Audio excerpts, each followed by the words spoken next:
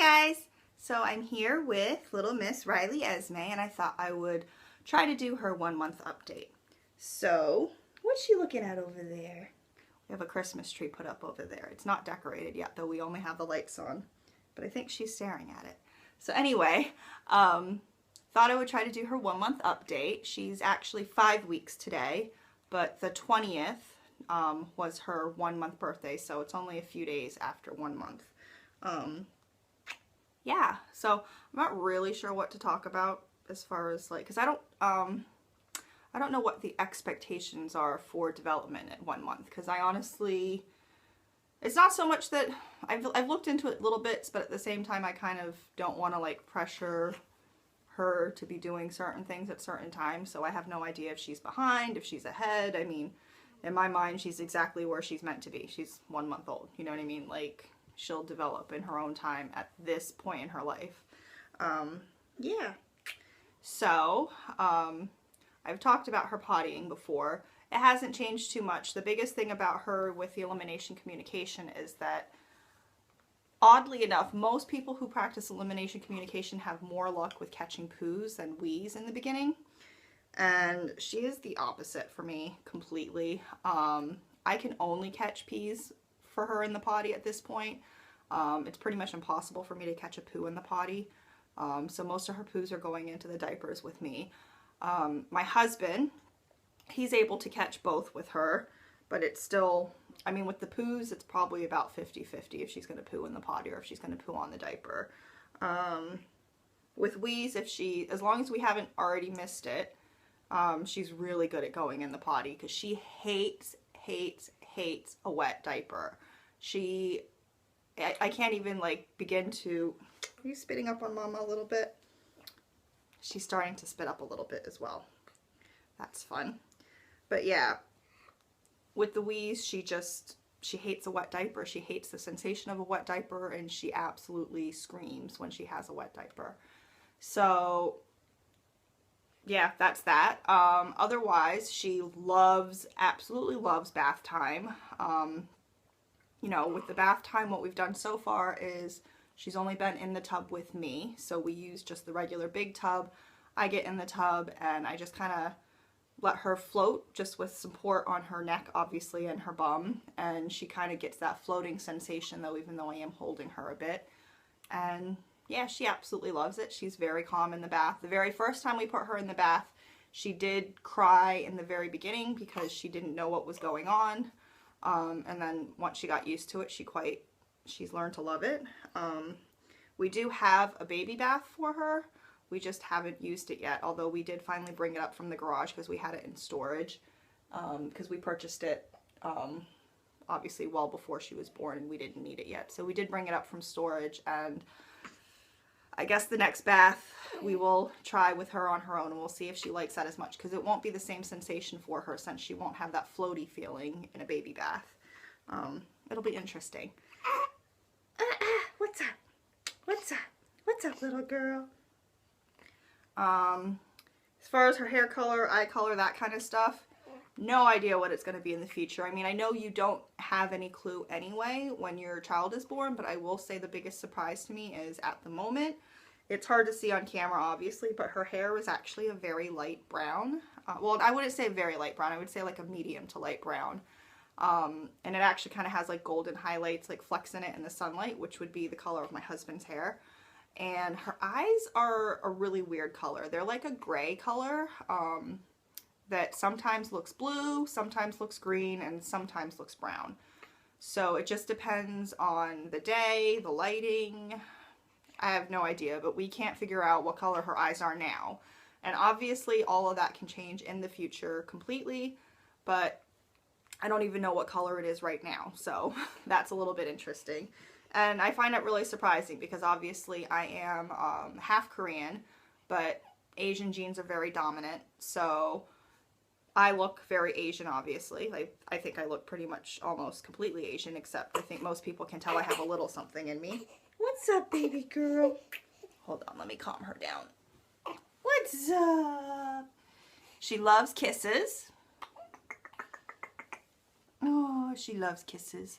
But I was surprised that she doesn't look more Asian. I'm not saying she doesn't look Asian at all to me, but she really doesn't have a lot of Asian traits at the moment that show up. And you know, it's not, I think my baby girl is absolutely gorgeous. I think she's beautiful, but I do kind of hope that she has a little bit more of mommy's traits as she grows up, just because, you know, everybody wants their kid to look like them a little bit, don't they? Oh, hold on one second. Yeah, so, you know, as far as her appearance goes, like I said before, I do think she's absolutely gorgeous, but I would like her to just look like her mama a little bit. I mean, if she grows up looking like her daddy, like, that will not upset me at all. Obviously, I'm very attracted to my husband. That's how she was created. But, yeah, you know, I'd like her to look like me a little bit. So, hopefully she'll get some of those traits as she grows up. I think when she was born, she looked really Asian to me, but I don't know if that's just because she was a newborn and she had, like, she was more puffed out, so her face was a lot bigger, which I have a big face, and she had, obviously, her eyes were more closed. They weren't as opened yet, so I know that sounds horribly racist, but I'm not trying to say it in a racist way. It just have made her look more Asian. Like, it is what it is. Yeah. But she's gorgeous. I love her. What are some other things?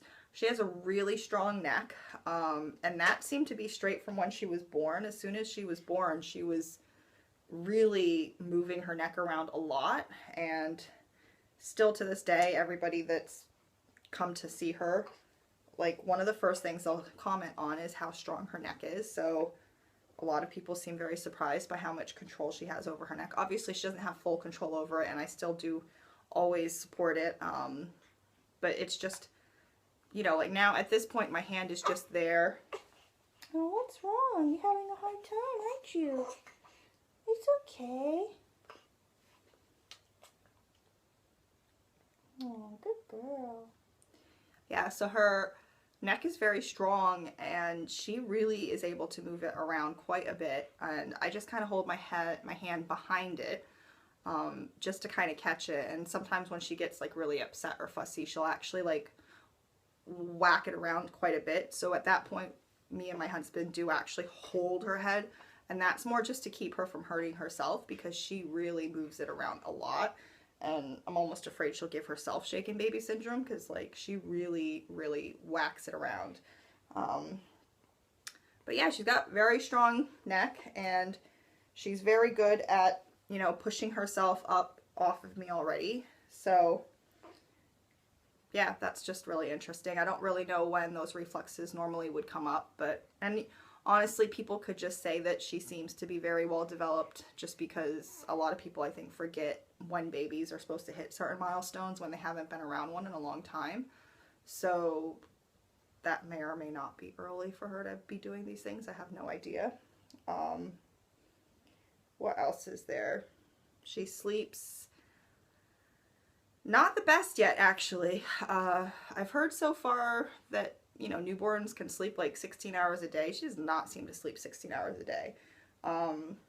She does kind of like more of like a dozy thing, where she will halfway sleep and halfway stay awake. It's like she definitely, that word FOMO, fear of missing out, she seems to suffer from FOMO, because she will literally be sleeping, and if you're holding her, she does this thing where she kind of flutters her eyes open, like, and she'll do like one eye, like no joke, she'll open one eye, just barely, yeah, just to check on you. So if you're holding her, she's fine, she'll close her eye again and keep on sleeping.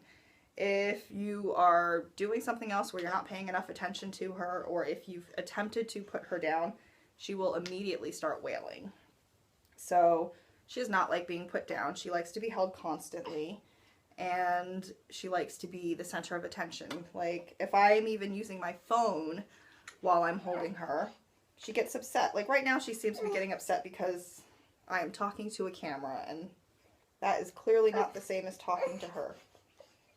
And we're back. So she was asking to go to the toilet because she needed to wee. So that's why she was fussing. So problem solved. I've got a happy baby again.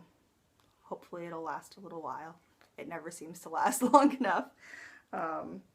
But honestly, she's been great. She basically only cries when there is something wrong with her. She doesn't cry for no reason. I mean, I don't know if I really believe that babies do cry for no reason. I think it's more just that we have a hard time figuring out what's wrong with them. Although, it's hard for me. Sorry, I'm trying to get this hair behind my ear, but it keeps poking back out. That's like a really bold statement for me to make, though, because just because I haven't dealt with it doesn't mean that it doesn't exist. So other people might have that problem. But she does cry, and she does definitely cry. You know, sometimes we have a hard time figuring out how to get her to stop, you know. Although a boob will pretty much always get her to stop. But not always. Sometimes she does refuse the boob and she's asking for something else and we're not sure exactly what it is. It's usually been when she's been gassy that she has like the crying fits that like are harder for us to get her to finish. Not finish, but to stop crying. Sorry. My brain is completely gone. Somebody takes up all my days and all I have time to think about is baby, baby, baby. Which is fine because she's so cute. It doesn't bother me. She gets away with a lot for being so cute. Yeah. What else is there to say? Oh, one of the biggest issues we've been dealing with. I say issues just because there's a lot of pressure put on you when this happens. What's up, little girl? What's up?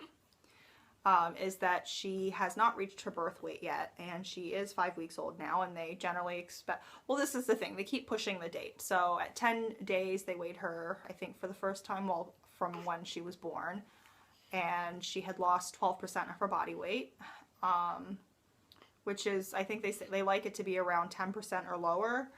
So, you know, and they expected that within like the next like few days or whatever that she would get within the 10% range, and that had not happened. What's up, baby girl? And yeah, so she has been consistently gaining weight, and she's been gaining it at what I would consider to be a good amount. I don't know. The thing is like most of the midwives and health visitors that I've dealt with have been completely like, there's nothing wrong with her, she's totally fine. You know, and they just think that it seems to be, that's how she's gaining weight. But I have had one midwife and one health visitor, and I say this like, I've seen like, well, I've had 2 health visitors and I've had like over a dozen midwives. So, you know, it's stressful when somebody's trying to be like, you know, there might be something wrong with her, but there is nothing wrong. Like, they can't find anything wrong with her. She has a really great latch. She poos and pees more than what they're looking for, like a lot more than what they're looking for. So she's definitely getting plenty of food. If anything, I actually had an overproduction problem that I had to deal with to, you know, ease her gas discomforts. Yeah, but there was no like good reason why she was gaining weight so slowly, except I am actually starting to really wonder if she wasn't 8.7. She was supposed to be 8 pounds 7 ounces when she was born. I don't know if I believe that now, because I had 2 different midwives at 2 different points question her original birth weight. They were just like, oh, are you sure she was 8 pounds 7 ounces when she was born? I was like, well, I would assume she was. And they'd said that, you know, it's not, I guess, that uncommon for them to get it wrong. And, you know, they were like, oh, did you take any pictures or anything? And I was like, why would I take pictures? But I guess people take pictures of that kind of stuff. You know, I was on a bed. I couldn't move, and they did it so quickly. Everything was happening so quickly that my husband definitely didn't see it. But, yeah, at this point I'm realizing that she should be just around her birth weight today, because 6 days ago she was, I think, about half a pound off, or a few ounces off, from being at her birth weight. And so she should be close to her birth weight right now. And outfits that she wore while she was in hospital that were, you know, in the first 24 hours of life, so she wouldn't have had much time to like lose that much weight at that point, that she was swimming in, like absolutely swimming in, like they fit her now, like they pretty much fit her. So I think they must have gotten the weight wrong. Regardless, even if they got the weight right, like she seems perfectly healthy to me. I'm not worried about it. She's just above the 25th percentile, and they're saying that if she gets below the 25th percentile that they'd be worried and that I should try to supplement with extra milk. I don't want to force feed her. They're not saying formula milk, they are saying just I can use Express breast milk, but I don't like the idea of force feeding her because she's full when she's done. I did try to give her extra Express milk once, and she really was refusing it, so she wasn't hungry anymore. And I'm not going to force her to eat. She's just going to end up throwing up and stuff like that. So, you know, it's not a big deal to me, but it is a big deal because it's like, it's constantly brought up. I'm dealing with like extra visits from health visitors than what is normal. And it's annoying. It's really, honestly, it's annoying. I don't want to stop having the health visitor come around because I'm happy to have an extra set of eyes on my child to, you know, find if something's wrong that I wouldn't catch. Like, I am more than happy to have somebody else there to be like, oh, like this could be a problem. It's just, it's annoying when it's something that you don't necessarily agree is a problem. Percentiles, to me, they exist because, you know, even if she's underneath the 25th percentile, to me that doesn't mean anything about what's unhealthy. It's just the average of the general population. So to me, like, there's gonna have to be, they want babies to be in the 25th to 75th percentile. Well, that means only 50% of babies can fall in that category. The other 50% are always going to be above or below that because that's what a percentile is, right? So it is what it is. I don't think it's a big deal. And nobody has been able to tell me what health implications could occur from her being below 25%. Like, because there doesn't seem to be anything actually wrong with her. It just means she's smaller than other babies. So the 25th being below the 25th percentile, like, that would be a definite. That has nothing to do with whether or not her birth weight was correct or not. But I do think that her birth weight wasn't correct to start with. And like I said, there's been no point where she was losing weight beyond before my milk came in. So she was only losing weight until my milk came in, and then once my milk came in, she's consistently gained weight at a consistent rate. So, you know, there's no reason to think there's anything wrong with that. I don't know what else to mention. Like, I don't know what you really talk about with these, like, updates, but you get to see my ridiculously cute baby, so that's a plus. You can watch it just to see her beautiful face. Yeah, and to see my really tired looking face. I can't think of anything else. If you guys have any questions, ask them below and I will do my best to answer them. Although, like I said, I have no idea what you're actually supposed to talk about. I know I've watched updates like this in the past and I can't remember anything that they've talked about. I'm having a complete blank. So I will probably go ahead and upload this anyway, because even if I do think of things that I should be talking about, I highly doubt I'll get around to filming it anytime soon enough for it to be a proper 1-month update.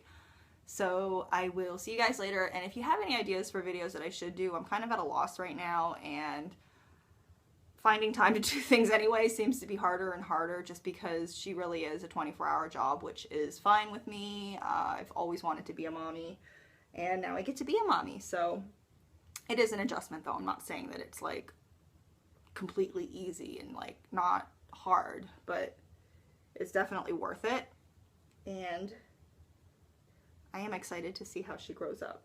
But yeah, it's just finding time to like do things, like anything beyond just taking care of her, because I am taking care of her like all throughout the day because she wants attention, and I can't blame her for that. She doesn't know, well, you know, you can't communicate with her otherwise on how to explain to her that you need time for yourself. So I don't get time for myself because I can't explain it to her, and I don't want her to be confused as to why she's not being taken care of. So that's that. I'm blabbering. I always blabber. Yeah, but if you guys have any ideas of videos or any questions about what you'd want to know, let me know, and I will do my best to cover that. All right, thanks, guys. She's going to sleep now. All right, have a good day. Bye. Are you falling asleep?